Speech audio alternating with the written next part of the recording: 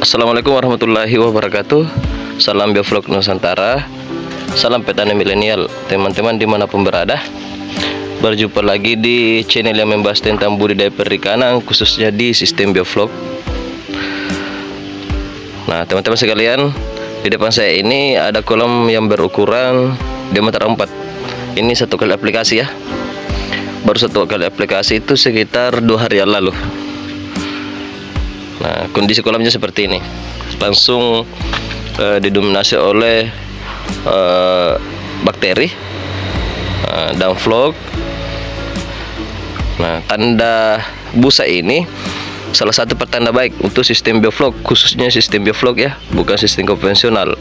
Kalau sistem konvensional itu akan menjadi musuh bagi ikan. Kenapa saya katakan musuh? Karena ketika sistem konvensional seperti ini, terus kita kasih aerasi dan berbusa, itu tandanya didominasi oleh amoniak, banyak kotoran yang bisa meracuni ikan, yang bisa membunuh ikan. Tetapi dalam sistem biovlog kita tunggu kehadiran busa. Nah, karena itu salah satu langkah awal pertama yang menandakan bahwa sistem kita berhasil. Artinya perkembangan bakteri di dalam kolam itu sangat baik. Kemudian bakteri mengurai amoniak, kotoran, feses ikan dan lain sebagainya seperti nitrit itu maksimal, sehingga muncul busa seperti ini.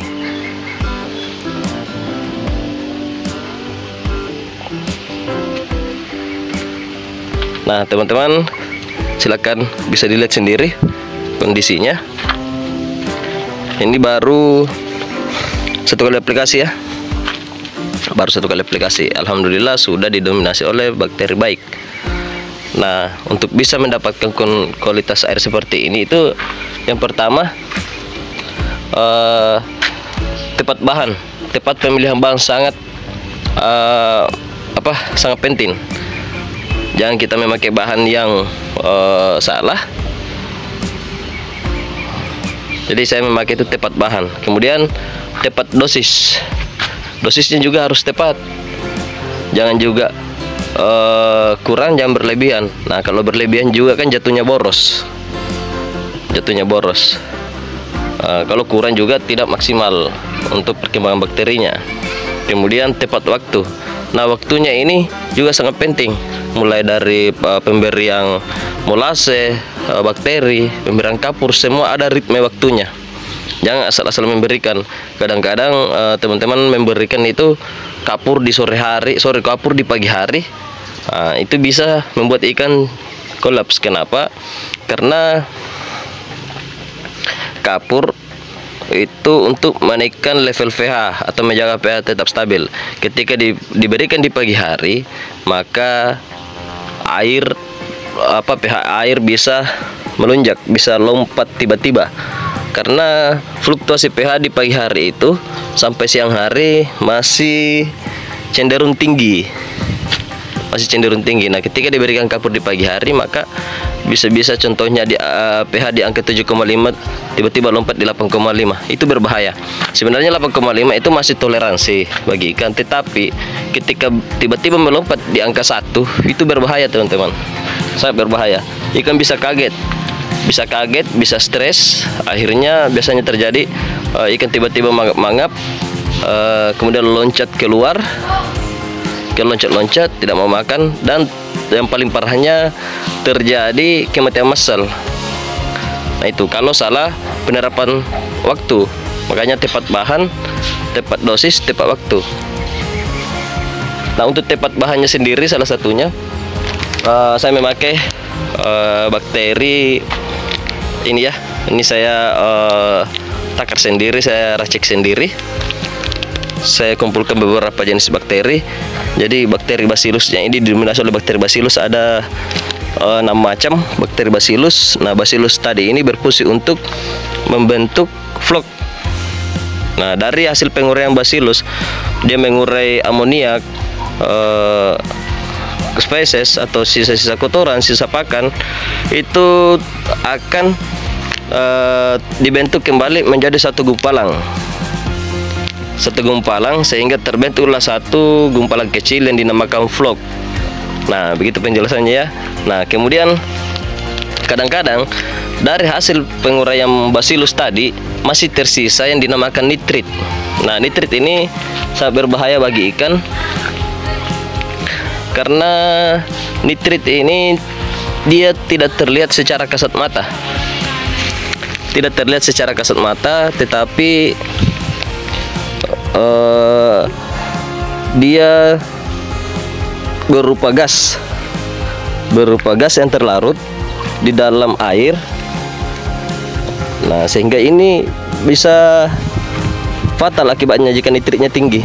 Makanya diperlukan bakteri nitrifikasi namanya, sebagai bakteri pembantu Bacillus tadi, namanya bakteri nitrifikasi. Nah, di dalam sini saya sudah kombinasi atau dimix dengan bakteri nitrifikasi yang berasal dari bakterinya itu Nitrobacter dan Nitrosomonas. Jadi dalam sistem Bifloc saya wajib memakai bakteri nitrifikasi. Kenapa? Yaitu tadi yang kita takutkan, jangan sampai nitritnya tinggi sehingga itu bisa membunuh ikan. Beda dengan amonia, teman-teman. Amoniak itu atau kotoran ikan itu bisa dilihat secara kasat mata. Kalau di kolam itu banyak amoniaknya. Tetapi kalau nitrit itu tidak bisa dilihat secara kasat mata karena dia larut dalam air berupa gas. Nah, sehingga kalau dihirup oleh ikan itu sangat berbahaya, apalagi aerasinya teman-teman itu kecil.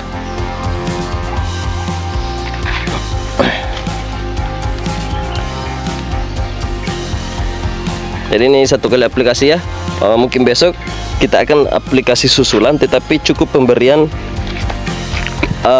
sumber karbon atau molase sebagai sumber energi bagi bakteri atau makanan bagi bakterinya itu. Makanan dari Bacillusnya, kemudian makanan dari nitrifikasinya. Nah, ketika vlog sudah optimal, saya mengejar vlog itu di ukuran 30 ml. Kalau sudah optimal, itu bisa memainkan ritme aplikasinya, bisa mengurangi dosis atau bisa memberikan rentang waktu yang kemudian cukup lama baru kita aplikasi susulan, tergantung dengan kondisi di lingkungan masing-masing.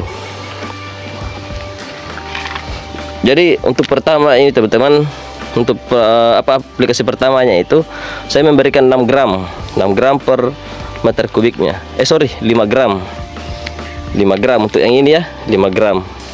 Itu aplikasi pertama. Nah, kemudian aplikasi susulannya itu cukup 2 sampai 3 gram. Bermain di situ saja, jangan boros-boros ya. Jadi kita memakai bakteri yang bisa menghemat operasional. Karena kalau kita mengikuti anjuran pabrikan, itu rata-rata di 10 gram. 10 gram berarti ya satu kali pemberian. Kalau misalnya diameter 4, satu kali pemberian harus habis 1 bungkus. Kalau misalnya kemasan 100 gram.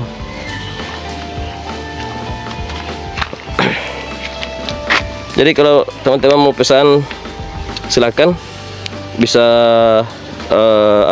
chat admin di kolom komentar ya. Kurang lebih masih ada sekitar 20 bungkus. Karena kita bikinnya sedikit-sedikit, tidak pernah bikin secara massal. Jadi harganya itu, yang bertanya harga ini, harganya per kemasan itu 35.000. Kemarin banyak yang nanya ya, tapi kita belum produksi banyak. Kita cukup pemakaian sendiri dulu kemarin. Nah, ini kita coba produksi sedikit-sedikit sesuai dengan kebutuhan teman-teman. Karena kadang-kadang juga bahannya lumayan susah, dan kita mau takar sesuai dengan bagaimana caranya supaya bisa memakai bahan sehingga bisa menjadi hemat. Makanya kita pakai banyak bakteri, kita mix.